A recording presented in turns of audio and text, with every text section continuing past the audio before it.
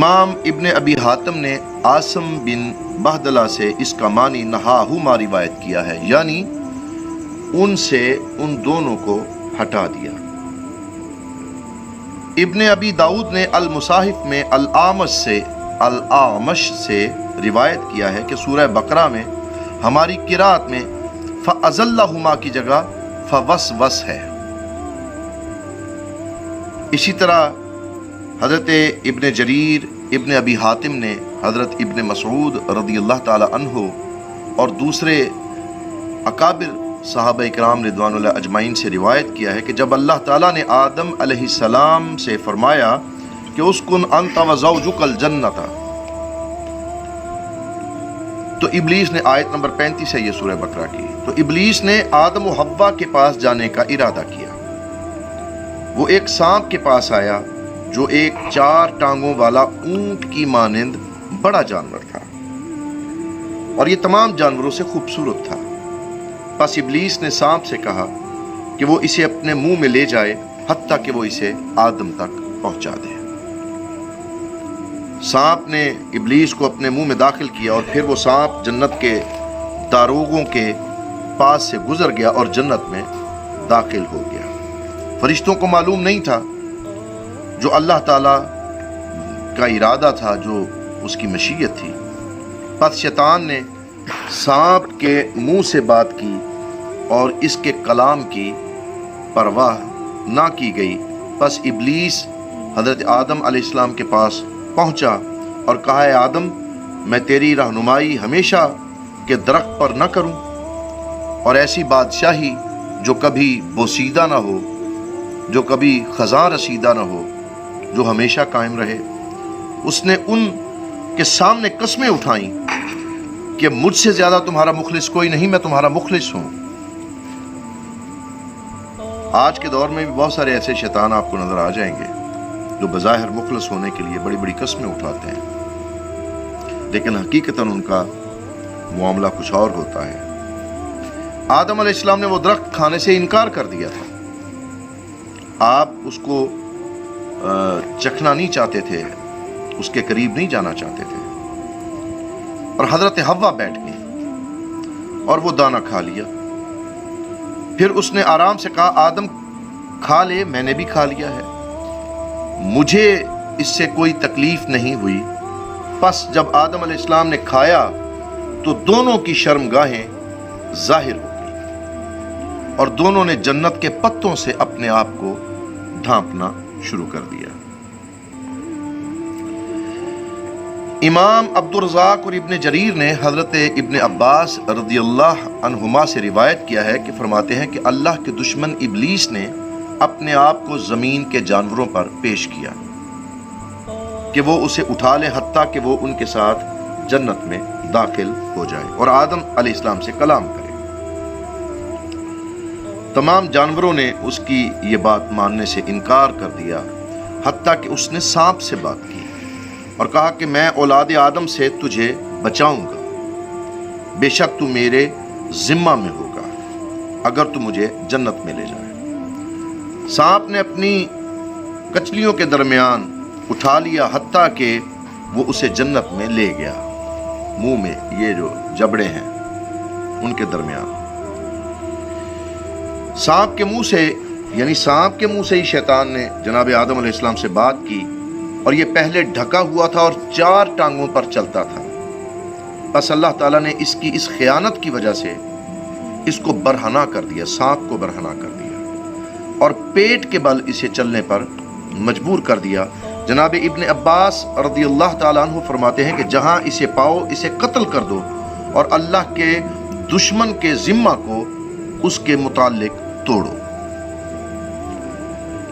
امام سفیان بن عینیہ، عبدالرزاق ابن المنذر اور ابن عساکر نے اپنی تاریخ میں پھر جناب ابن عباس سے ہی روایت فرمایا کہ وہ درخت جس سے حضرت آدم اور ان کی زوجہ کو منع کیا گیا تھا وہ دانہ گندم کا تھا۔ جب ان دونوں نے اس سے کھایا تو ان کا سطر ظاہر ہو گیا، پہلے ان کے سطر پر ان کے ناخن کا لباس تھا، بس وہ دونوں جنت کے پتے چمٹانے لگے، ان سے اپنا سطر ڈھانپنے لگے۔ انجیر کے پتے ایک دوسرے پر چمٹانے لگے۔ آدم علیہ السلام جنت میں پیٹھ پھیر کر چلنے لگے تو جنت کے ایک درخت نے ان کا سر پکڑ لیا۔ بس ان کے رب نے انہیں ندا دی، اے آدم تو بھاگتا ہے؟ عرض کی نہیں، لیکن اے میرے پروردگار مجھے تجھ سے حیا آتی ہے۔ اللہ تعالیٰ نے فرمایا کہ میں نے تجھے جنت عطا نہیں فرمائی تھی، اور اسے ایک درخت کے علاوہ سب درخت تیرے لیے مباح نہیں کیے تھے؟ آدم علیہ السلام نے عرض کی، یا رب واقعی یہ نوازشات، یہ عنایات تھیں، لیکن اے میرے پروردگار تیری عزت کی قسم مجھے یہ گمان نہیں تھا کہ کوئی تیرے نام کے ساتھ جھوٹی قسم کھائے گا۔ یعنی شیطان نے جھوٹی قسم کھا کر، قسمیں کھا کر آپ کو یقین دلایا کہ مجھ سے زیادہ آپ سے مخلص کوئی نہیں، میں جو کہہ رہا ہوں وہی ٹھیک ہے، حقیقت یہی ہے۔ اور پھر آپ نے فرمایا کہ مجھے اپنی عزت کی قسم میں تجھے، یعنی اللہ رب العزت نے جناب آدم کو کہا کہ مجھے اپنی عزت کی قسم میں تجھے زمین پر ضرور اتاروں گا، پھر تو سخت زندگی بسر کرے گا۔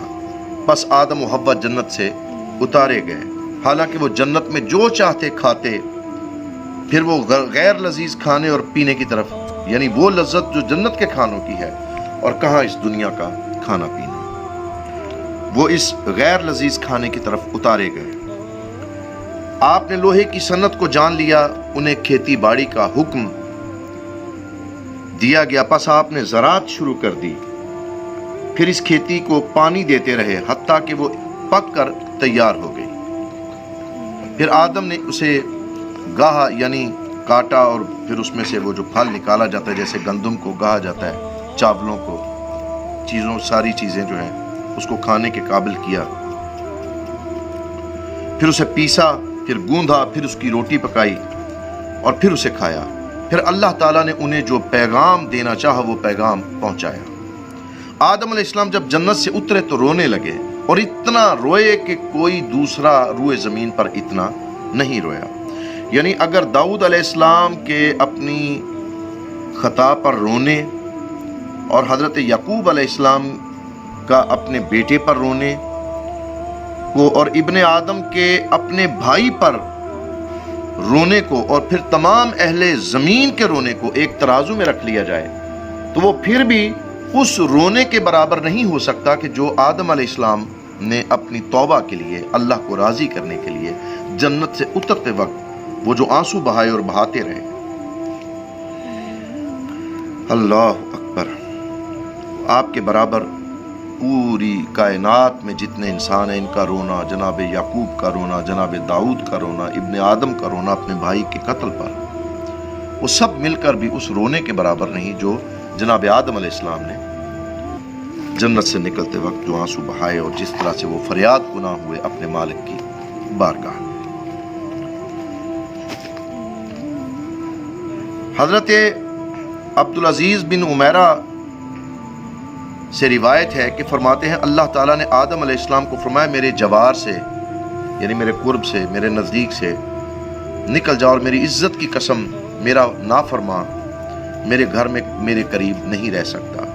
اے جبریل اسے نکال دے، لیکن سختی سے نہیں، محبت کے ساتھ۔ جبرائیل نے آپ کا ہاتھ پکڑا اور انہیں جنت سے نکال دیا۔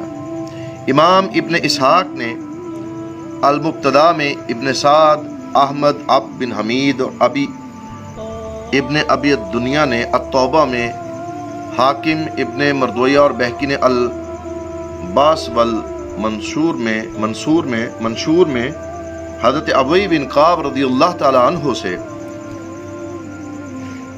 روایت کیا کہ نبی کریم علیہ السلام نے فرمایا آدم علیہ السلام لمبی کھجور کی مانند 60 ہاتھ طویل القامت انسان تھے، یعنی 60 ہاتھ کے قریب آپ کا قد مبارک تھا۔ طویل القامت، آپ کی قامت، آپ کا قد مبارک۔ بال گھنے تھے، جب لغزش ہو گئی سطر کھل گیا، جبکہ آپ نے اپنا سطر نہیں دیکھا تھا۔ آپ جنت میں بھاگے تو ایک درخت کے ساتھ اٹک گئے، اس درخت نے آپ کی پیشانی کو پکڑ لیا۔ آدم علیہ السلام نے اس درخت سے کہا، فرمایا کہ مجھے چھوڑ دے۔ درخت نے کہا میں تجھے نہیں چھوڑوں گا۔ اللہ تعالیٰ نے آدم کو ارشاد فرمایا کہ تو مجھ سے بھاگتا ہے؟ کہا اے رب میں تجھ سے حیا کرتا ہوں۔ فرمایا آدم میرے پڑوس سے نکل جا، میری عزت کی قسم میں اپنے نافرمان کو نہیں ٹھہراتا، اگر اس زمین کے برابر تیری مثل مخلوق پیدا کروں پھر وہ میری نافرمانی کریں تو میں انہیں نافرمانوں کے گھر میں ٹھہراؤں گا۔ آدم علیہ السلام نے عرض کی کہ اگر میں توبہ کروں تو کیا میری توبہ قبول فرمائے گا؟ فرمایا ہاں اے آدم۔ جناب ابن عساکر پھر روایت کرتے ہیں حضرت انس رضی اللہ عنہ سے،